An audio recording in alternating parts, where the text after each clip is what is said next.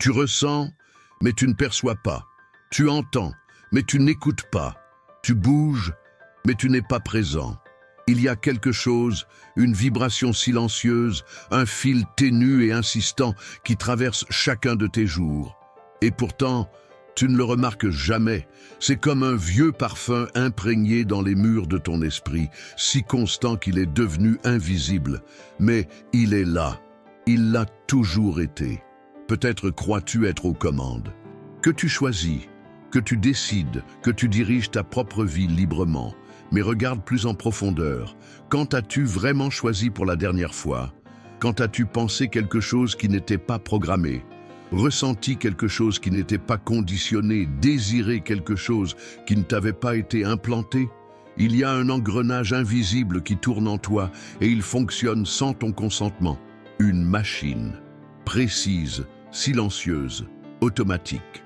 Georges Gurdjieff appelait cela le sommeil. Pas celui du corps, mais celui de la conscience. Cette torpeur existentielle dans laquelle la majorité des gens vivent sans même savoir qu'ils dorment. Pour lui, l'être humain ordinaire est une marionnette, mue par des impulsions mécaniques, des croyances héritées et des émotions recyclées. Un être fragmenté, qui vit, pense et souffre en 1000 morceaux, tout en croyant n'être qu'un. Et peut-être ressens-tu cette fragmentation en toi, même si tu n'as jamais su lui donner un nom. Une sensation de division intérieure, de retard constant sur ta propre vie, comme si quelque chose d'essentiel t'échappait chaque jour. Pendant ce temps, le monde continue de tourner. Ton cerveau traite des millions de stimuli chaque seconde. Le contact des vêtements sur ta peau, le bourdonnement en arrière-plan, les nuances de lumière qui dansent au plafond. Et tu ne vois rien de tout cela. Car ce que ton esprit ne juge pas important, il l'efface tout simplement. Le problème, c'est que cette fonction qui te protège de la surcharge te maintient aussi prisonnier de la répétition. Tu répètes ce que tu penses, tu répètes ce que tu ressens, tu répètes ce que tu crains. Une prison parfaite sans barreaux visibles, ce que tu vois maintenant, cet environnement, cet écran, cette perception de la réalité n'est qu'une découpe, un filtre, une sélection artificielle entre ce que tu pourrais percevoir et ce que ton esprit laisse passer. Tu n'as pas besoin de plus d'énergie pour vivre avec intensité. Tu dois simplement cesser de gaspiller celle que tu as déjà. La différence entre un corps vibrant et un corps épuisé ne vient pas de la source, mais de la friction. Tu essaies de courir avec le frein à main serrée. Le moteur tourne, mais le système est bloqué. Et c'est ici que quelque chose commence à s'ouvrir. Car malgré tout, il existe un point en toi qui entend encore. Un point qui ne s'est pas habitué, qui palpite encore, inquiet. Tu le ressens quand quelque chose d'inexpliqué te bouleverse, quand une musique t'arrache à toi-même, quand un souvenir te fait pleurer sans raison. Ce point n'a pas été domestiqué et il est la porte. Ferme les yeux maintenant pour quelques secondes. Ne cherche pas à contrôler. Contente-toi de ressentir l'air qui entre, l'air qui sort. Remarque comment certaines respirations sont plus courtes, d'autres plus profondes. Ne force rien. Observe. Ce simple geste, ressentir sans interférer, est le début de la libération. En cet instant, ton cerveau fait déjà quelque chose de rare. Il relâche le contrôle. Et ce faisant, il commence à voir. On nous a appris à penser que le monde était quelque chose de rigide, fixe, objectif. Mais ce que nous appelons réalité est en réalité une construction fragile, façonnée par l'attention. Tu vois ce que tu crois, et tu crois ce que tu vois. Mais t'es-tu déjà demandé combien de choses tu ne perçois pas simplement parce que ton esprit a décidé qu'elles n'étaient pas pertinentes? Tu peux entraîner ta perception. Pas avec des formules magiques, mais avec quelque chose de plus simple et plus puissant. La présence, l'attention consciente. C'est comme apprendre à entendre des sons qui ont toujours été là, mais que le vacarme de la précipitation avait étouffé.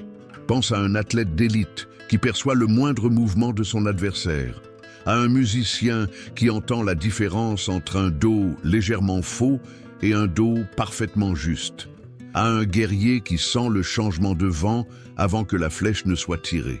Ces capacités ne sont pas des dons mystiques. Elles sont le fruit d'un esprit qui a appris à retirer le superflu et à sentir l'essentiel. Tu peux le faire toi aussi, mais tu dois d'abord reconnaître le piège. On t'a appris à vivre de l'extérieur vers l'intérieur, à répondre au monde avant même de t'écouter, à mesurer ta valeur dans le regard des autres. Mais maintenant, peut-être pour la première fois, tu te demandes « Qui serais-je si je pouvais voir au-delà de ce qu'on m'a appris à voir ?» Cette question est un murmure venu du cœur même de ton être. Elle dérange, car elle remet en cause tout ce que tu croyais être. Mais elle libère aussi. Car à l'instant où tu remets la réalité en question, une nouvelle réalité commence à naître, et elle ne vient pas avec des cartes toutes faites.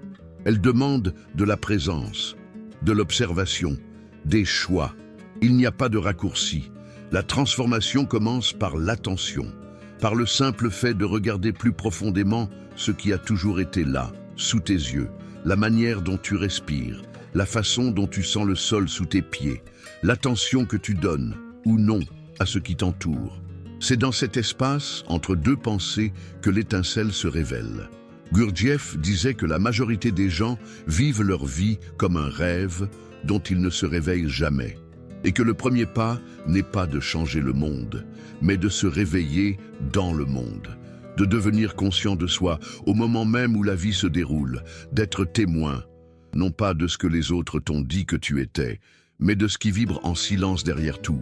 Tu peux rester endormi, c'est confortable, c'est sécurisant, mais quelque chose en toi a déjà commencé à se réveiller, quelque chose qui ne se taira plus. La question est maintenant, si tout ce que tu vis est filtré par des schémas inconscients, qui vit réellement ta vie? Vous est-il déjà arrivé de rester immobile, au milieu d'une pièce quelconque, à regarder dans le vide, comme si vous attendiez que quelque chose d'invisible, d'urgent, de vital, finisse enfin par se produire, comme si votre âme était en retard à un rendez-vous que vous aviez vous-même oublié de fixer? Peut-être était-ce un mardi sans importance. Peut-être est-ce maintenant, pendant que vous lisez ces mots, avec cette sensation sourde qu'il manque quelque chose, même quand, apparemment, tout semble à sa place. Vous avez des responsabilités, vous avez travaillé dur, payé des factures, pris soin des vôtres, vous avez vécu, mais une part de vous, peut-être la plus sensible et la plus vraie, se sent encore comme une étrangère dans sa propre histoire, un témoin silencieux de ses propres journées. Vous accomplissez des tâches, mais vous vous sentez rarement présent. Vous aimez, mais avec une tristesse pressée.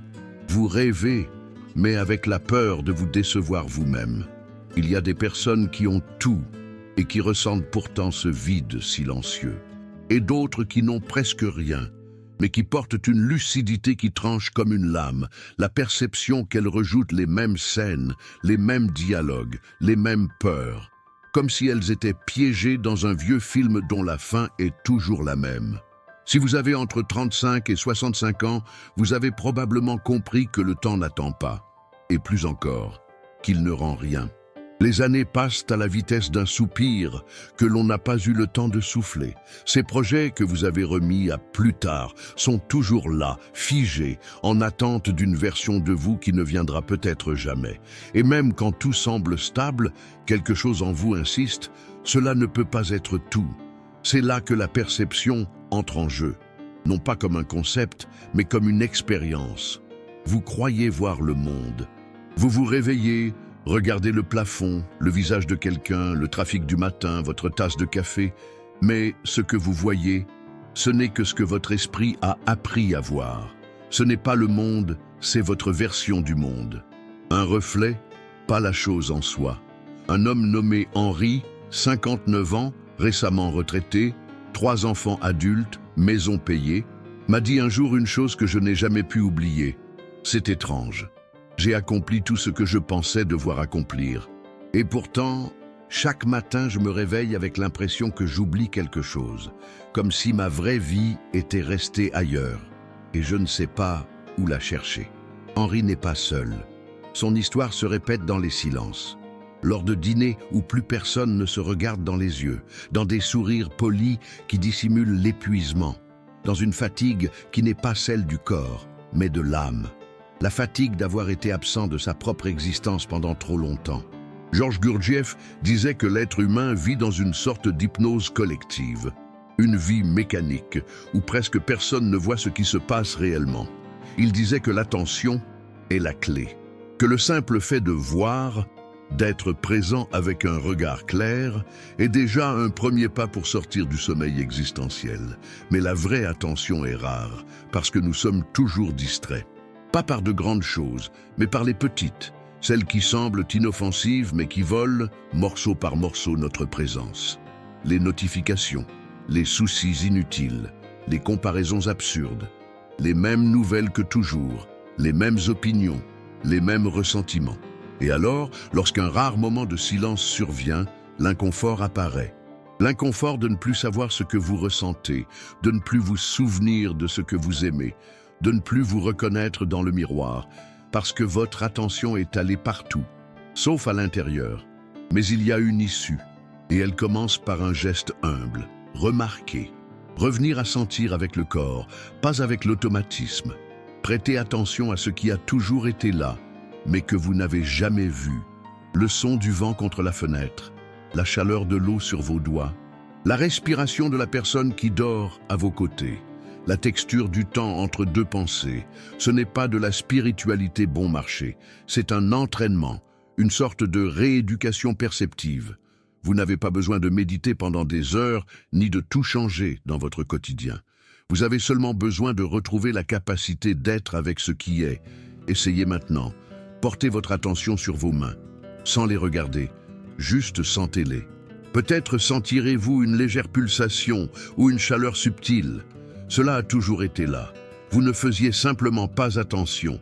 Et si c'est vrai pour vos mains, imaginez tout ce que votre esprit laisse passer. L'esprit ordinaire fonctionne en mode automatique. Il choisit pour vous ce que vous voyez, ce que vous ignorez, ce que vous craignez. Il fonctionne avec des raccourcis créés depuis des décennies, souvent basés sur la peur, la honte, la protection. Et plus l'esprit vieillit, plus il tente de vous protéger de l'imprévisible. Mais cette protection est aussi une prison. Marlène, 64 ans, m'a raconté qu'elle avait cru pendant 27 ans qu'elle n'avait aucun talent, qu'elle n'était qu'une personne ordinaire. Ce n'est qu'après être devenue veuve qu'elle a commencé à peindre par hasard. C'était comme si j'avais ouvert une fenêtre oubliée en moi. La peinture était là depuis longtemps. Elle attendait simplement mon attention. Aujourd'hui, ces tableaux sont vendus sur des marchés locaux, mais plus important encore, elle se sent à nouveau vivante. Il ne s'agit pas de peinture. Il s'agit de ce qui s'éveille lorsque vous vous regardez avec présence. L'attention est comme un projecteur sur une scène obscure.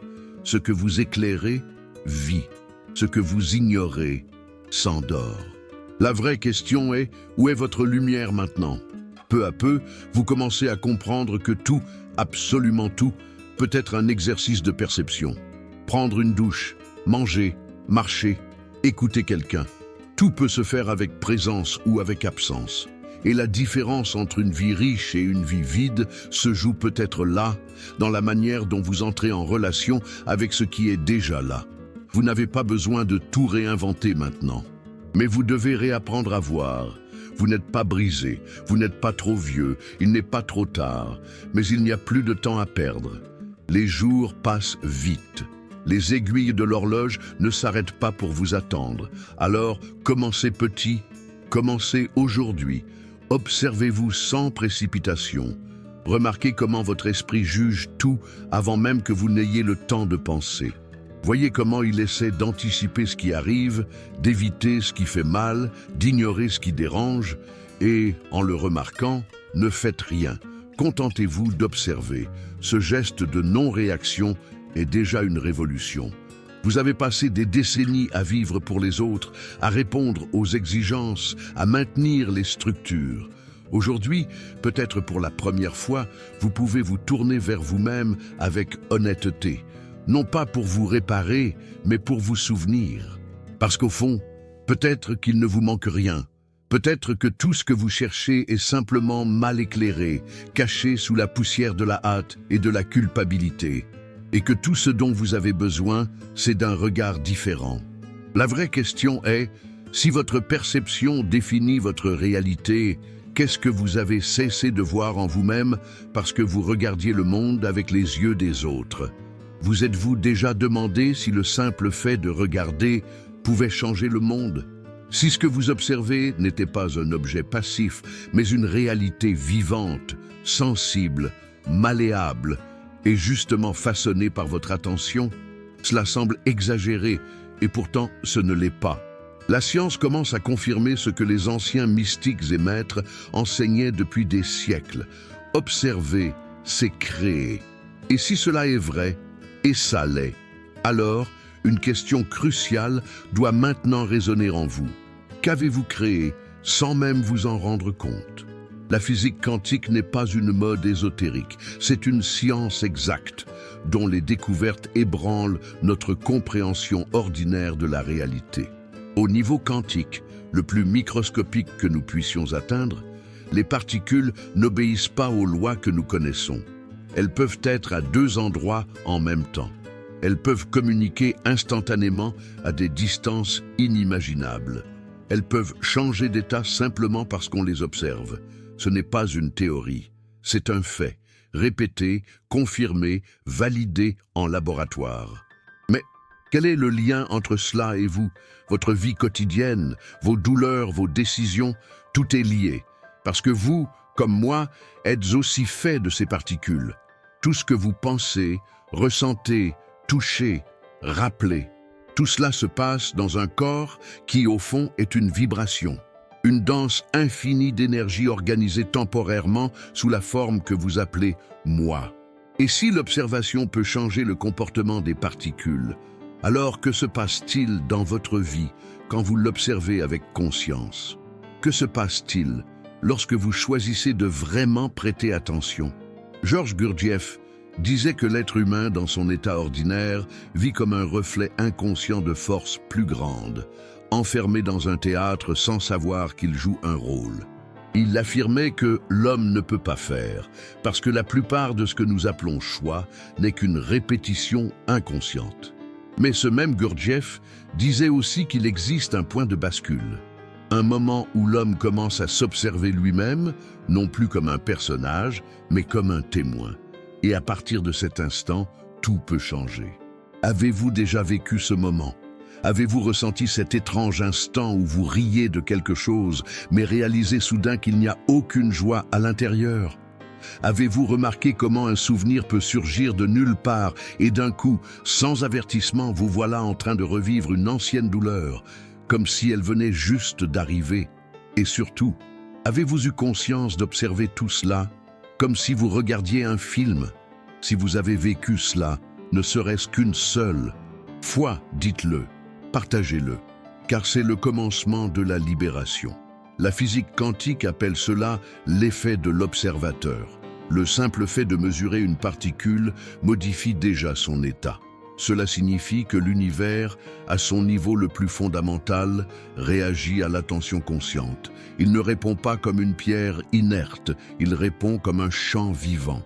Et si tout dans l'univers est fait de ces particules, alors tout est, d'une manière ou d'une autre, entrelacé à votre présence, à votre choix de focus, à la qualité de votre regard. Alors, posez-vous la question, sur quel type de réalité portez-vous votre attention? Sur les possibilités ou sur les peurs, sur la gratitude ou sur le manque, sur ce que vous souhaitez devenir ou sur ce que les autres disent que vous êtes? Votre attention est une lentille, et tout ce que vous focalisez a tendance à grandir, même sans que vous le vouliez. Observez-vous votre vie avec conscience ou êtes-vous simplement en train de réagir aux douleurs du passé et aux schémas automatiques du présent? La différence est immense. Observer est un acte créateur. Lorsque vous voyez réellement quelque chose, vous transformez votre relation à cela, et cela vaut pour une émotion, une croyance limitante, une conversation, un rêve. Le regard conscient change tout. Mais attention, il ne s'agit pas d'observer avec jugement, ni avec anxiété, ni avec l'obsession de corriger. Il s'agit de regarder comme on éclaire, comme on révèle, comme on s'éveille. Peut-être que vous vous souvenez d'un tel moment. Un instant où vous avez perçu quelque chose de vous-même et où vous n'avez plus jamais pu être tout à fait le même. Un déclic intérieur, un inconfort nouveau, une vérité qui ne rentrait plus dans l'ancien cadre. Si cela vous est déjà arrivé, écrivez-le, dites-le, car ces moments comptent, et souvent c'est en les nommant qu'ils prennent corps. Avez-vous déjà remarqué comment votre corps réagit à vos pensées? Une pensée de peur accélère le cœur. Un souvenir de tendresse détend les épaules. Une idée d'échec refroidit la peau.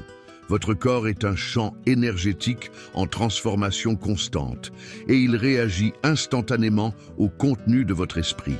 Imaginez maintenant cela à une plus grande échelle. Imaginez votre champ énergétique comme une rivière et chaque pensée, chaque focus, chaque émotion comme des pierres jetées dans ce courant. Créez-vous des tourbillons là où il pourrait y avoir un flux. La science n'explique pas encore tout. Mais ce que nous savons déjà suffit à comprendre qu'il existe bien plus de connexions entre l'esprit, l'énergie et la matière que nous n'osons l'admettre. Et la première étape est celle-ci. Reconnaître que vous n'êtes pas un spectateur passif de votre vie. Vous êtes co-auteur. Et la scène change selon le regard de l'acteur. Êtes-vous prêt à assumer ce rôle? C'est difficile au début, parce qu'assumer le rôle d'observateur conscient exige de la présence. Et la présence, aujourd'hui, est un luxe rare. Mais c'est justement pour cela qu'elle a tant de valeur. Le monde est hypnotisé par l'excès, par la précipitation, par la distraction. Mais il existe une chance précieuse pour ceux qui choisissent d'aller à contre-courant, apprendre à utiliser leur propre attention comme un instrument de création. Gurdjieff disait que le véritable travail commence lorsque l'homme commence à s'observer sans fuir ce qu'il voit. Ce travail est ardu, oui, parce qu'il détruit les illusions, mais il est aussi sacré, parce qu'il rend la liberté. Et la liberté véritable, celle qui ne dépend d'aucune circonstance extérieure, commence à l'instant même où vous choisissez de regarder autrement. Non pas pour trouver une nouvelle vérité, mais pour voir ce qui a toujours été là, attendant votre conscience. Alors, je vous pose la question, avec toute ma sincérité, et si le changement que vous attendez tant à l'extérieur n'était en réalité qu'en train d'attendre un nouveau type d'attention à l'intérieur? Tu as sûrement déjà entendu cette phrase, « Tout est énergie. L'univers est vibration. Nous sommes faits de particules qui dansent dans le vide. » Et peut-être que tu as acquiescé, trouvé ça joli, puis tu as continué ta journée comme si de rien n'était. Comme si cette phrase n'était pas en réalité la clé pour démonter toute la structure de ta réalité. Mais aujourd'hui, je veux t'inviter à aller plus loin que les belles phrases, plus loin que les métaphores spirituelles. Je veux t'inviter à descendre jusqu'à la base de l'expérience, là où tout se défait, et là où tout, enfin, peut être reconstruit. Imagine ceci, tu allumes une lampe. Apparemment, l'électricité vient du poteau jusqu'à ta maison, des fils jusqu'à l'interrupteur, puis jusqu'au filament de la lampe qui s'illumine. Cela semble logique, non? Mais la vérité est bien plus étrange. L'énergie, dans son sens le plus précis, ne se déplace pas. Elle ne voyage pas d'un point à un autre. Ce qui se produit, c'est un changement d'état. Le champ électromagnétique qui existe déjà partout subit une perturbation.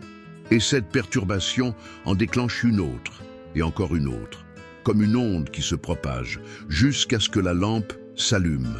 Maintenant, remplace la lampe par une pensée. Remplace les fils par ton corps. Remplace le champ électrique par ta conscience. Et si c'était vrai, que tout ce que tu penses, ressens ou désires n'est pas une création isolée, mais une modulation d'un champ déjà présent, ici, maintenant, partout. La physique moderne appelle cela le champ unifié.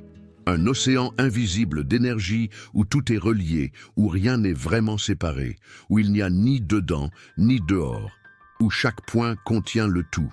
Et ce n'est pas de la poésie. En 2012, des chercheurs du CERN en Suisse ont confirmé l'existence du boson de Higgs, surnommé la particule de Dieu.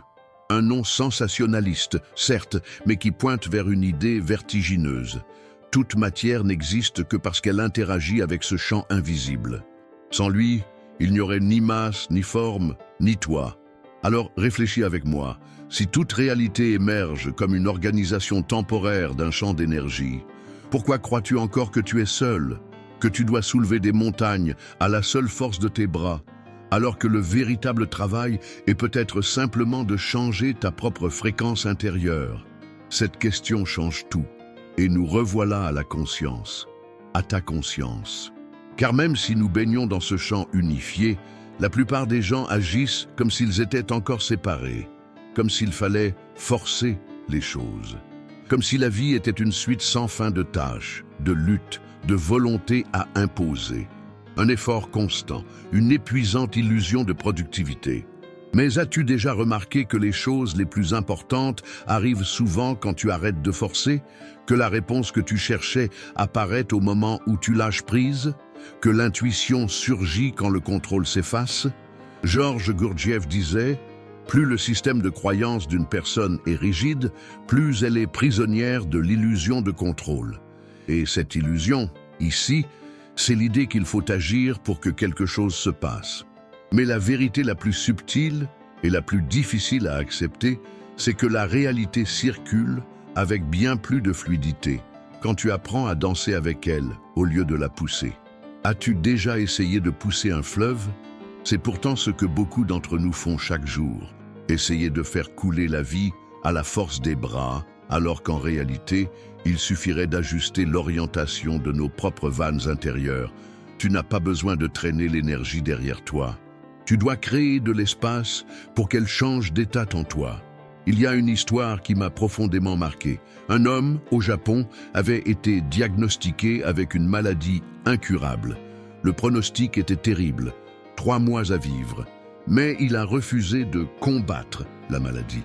Il n'a pas voulu se battre. Au lieu de cela, il s'est retiré. Il a vécu avec une simplicité radicale. Il écoutait de la musique, riait avec ses amis, mangeait ses plats préférés sans culpabilité, passait des heures en silence à regarder les nuages. Quand il est retourné chez le médecin, 3 mois plus tard, il n'y avait plus aucune trace de la maladie.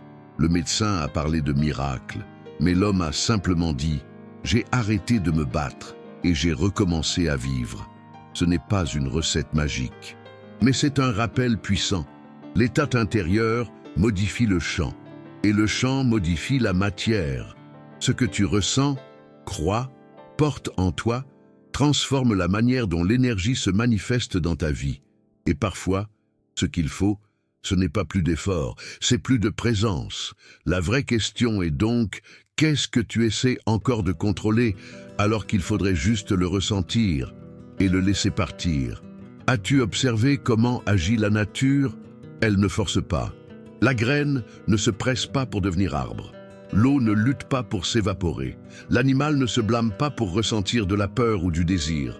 Tout coule parce que tout obéit à une intelligence plus vaste que la pensée. Une intelligence silencieuse, circulaire, subtile. Et toi aussi tu y as accès, pas par le bruit, par l'écoute. Tu n'as pas besoin de comprendre tous les mystères de l'univers pour commencer à t'aligner avec lui. Tu dois seulement remarquer les endroits où tu résistes encore. Là où tu dis « ça ne devrait pas être comme ça, ça n'aurait pas dû arriver, ce n'est pas moi ». Car c'est précisément là que l'énergie se bloque. Observe ce que tu rejettes. C'est là que se trouve la clé. Quand tu apprends à voir l'énergie comme un état en transition et non comme quelque chose à posséder ou à contrôler, tout change. Tu arrêtes de lutter contre ce que tu ressens et tu commences à utiliser ce que tu ressens comme une boussole. Tu arrêtes de pousser la vie et tu commences à danser avec elle. Tu arrêtes de vivre dans l'effort et tu commences à fonctionner dans l'alignement. Gurdjieff disait que le travail intérieur est avant tout un travail d'honnêteté radicale. Voir sans fuir, ressentir sans résister, abandonner le personnage et se regarder avec les yeux de l'âme. Et c'est là que le champ s'ouvre, que l'invisible commence à coopérer. La science peut décrire les lois, mais c'est la conscience qui choisit comment les appliquer. Maintenant, ferme les yeux quelques secondes, respire Ressens. Quelle partie de ton corps est tendue en ce moment? Où l'énergie a-t-elle cessé de circuler? Quelle pensée se répète encore et encore comme un disque rayé?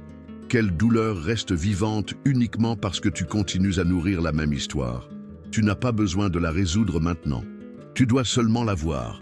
Parce que voir, vraiment, c'est déjà transformé. Le chant est là, maintenant. Et il ne répond pas à ce que tu dis. Il répond à ce que tu es. Alors, dis-moi, avec sincérité, dans les commentaires si tu veux, dans quelle partie de ta vie sens-tu que tu essaies de pousser le fleuve à main nue et que pourrait-il se passer si tu lâchais enfin prise? Tu as passé toute ta vie à croire que tu étais quelqu'un. Un nom, une profession, une histoire. Une collection de souvenirs, de rôles sociaux, de traumatismes et de réussites. Tu as appris à te définir par tout cela. Mais aujourd'hui, quelque chose commence peut-être à s'effriter. Une gêne silencieuse, presque imperceptible, comme si cette identité que tu avais construite avec tant d'efforts commençait à devenir insuffisante. Tu regardes à l'intérieur de toi et tu perçois, il y a quelque chose qui ne colle plus. Une fatigue qui ne vient pas du corps. Une agitation qui n'est pas de la peur. C'est autre chose, une forme de vide, pas un trou noir, mais un espace clair, ouvert. Un silence qui contient une question sans nom, un silence qui t'observe comme si tu regardais une pièce de théâtre et que soudain, tu comprenais que le personnage sur scène n'est qu'un rôle et que toi, en vérité, tu es tout le théâtre. Georges Gurdjieff disait que le « moi » que nous utilisons pour vivre est une multiplicité de « moi » en conflit. Que chaque émotion, chaque croyance, chaque pensée se présente comme si elle était le vrai « moi » et que nous nous laissons emporter, comme des feuilles dans le vent. L'homme n'a pas de moi permanent, affirmait-il. Et aussi déstabilisante que cette idée puisse paraître, elle contient une immense libération. Car si ce que tu appelles « moi » est impermanent, conditionné et changeant, alors peut-être n'as-tu plus besoin de t'y accrocher avec autant de désespoir. Peut-être que la douleur vient justement de l'effort à maintenir une image sans racines.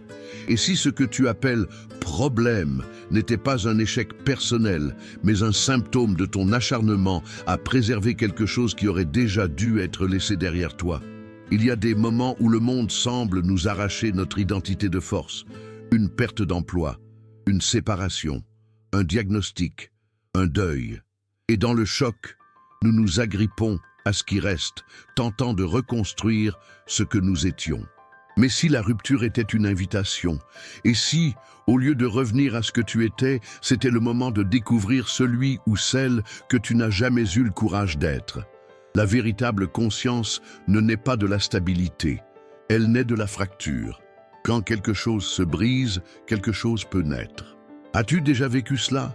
Traversé une période où tout s'est écroulé et où, étrangement, tu as ressenti une forme de liberté silencieuse au cœur même de la douleur. Comme si cette vieille structure, aussi douloureuse soit-elle, retenait quelque chose de plus profond, de plus vrai, de plus vivant. La plupart des gens passent des années, parfois des décennies, à essayer de recoller les morceaux de ce qu'ils étaient, à restaurer de vieilles histoires. Mais il arrive un moment où recoller ne suffit plus. Il faut renaître. Et cette naissance ne vient pas avec des fanfares. Elle vient avec l'abandon, le silence, le courage de ne pas savoir qui l'on est et de vivre quand même. Ce que révèle la physique quantique, le mysticisme, le disait déjà depuis des millénaires. Il n'y a pas de séparation entre l'observateur et l'observé. Et cela t'inclut. Tu n'es pas seulement un observateur de la réalité, tu fais partie d'elle. Tu es un reflet conscient de la conscience elle-même. Le monde te répond parce que tu n'es pas en dehors de lui. Tu es dedans, avec lui, à travers lui. La grande illusion, alors, c'est de croire que ton identité est achevée, que tu es quelque chose de défini, statique, cohérent. Mais la vérité est plus radicale. Tu es en mouvement, en construction. Tu es, dans ton essence, une possibilité. Et cela change tout. Car si tu es une possibilité, alors tu peux devenir autre chose. Pas par effort, mais par permission. Tu n'as pas besoin de te réparer, tu as besoin de te révéler, de permettre à la conscience que tu es déjà et que tu as toujours été de surgir. Et cela demande un autre type de courage. Le courage de lâcher les certitudes, d'ôter le masque, de soutenir le silence sans t'y cacher. Peut-être es-tu en train de vivre ce moment de transition, de sentir que les anciennes habitudes n'ont plus de sens, que les mêmes pensées se répètent mais ne te convainquent plus, que les explications qui suffisaient autrefois sonnent désormais creux, que ce qui était routine est devenu prison. Ce n'est pas une crise, c'est une naissance. Et une naissance, ça fait mal, mais il y a de la beauté dans cette douleur, car elle indique quelque chose de plus grand, quelque chose qui est encore latent, quelque chose que tu ressens, même si tu ne peux pas encore le nommer. Et ce quelque chose ne se trouve pas à l'extérieur. On ne le découvre pas dans des méthodes, des gourous ou des promesses. Il commence lorsque tu t'assieds avec toi-même et que tu décides de tout ton cœur que tu es prêt à voir, à sentir, à être. Sois honnête. Qu'est-ce que tu t'obstines encore à maintenir en vie uniquement par peur de te perdre? Cette question n'appelle pas une réponse immédiate. Elle appelle l'écoute, le temps. Mais elle appelle aussi l'action, car voir ne suffit pas. Il faut traverser, il faut bouger. Le véritable changement commence lorsque tu acceptes que rien ne sera plus comme avant et que tu choisis malgré tout d'avancer. Tu n'es pas seul sur ce chemin. D'autres s'éveillent aussi. D'autres ressentent ce même appel subtil, presque imperceptible, mais irrésistible. La question que tu portes dans ta poitrine est aussi celle de beaucoup d'autres. Et peut-être que ce qui manque maintenant, c'est un pas, un geste, une pratique, une direction, parce que comprendre ne suffit plus. Il est temps de pratiquer, d'ancrer cela dans le corps, dans le temps, dans l'espace, de vivre avec conscience ce que ton être le plus profond sait déjà. Et c'est pour cela que, dans la prochaine partie, nous allons tout transformer en action, en pratique réelle, en petites révolutions quotidiennes qui activent l'énergie, alignent la perception et construisent de l'intérieur vers l'extérieur une nouvelle façon d'exister.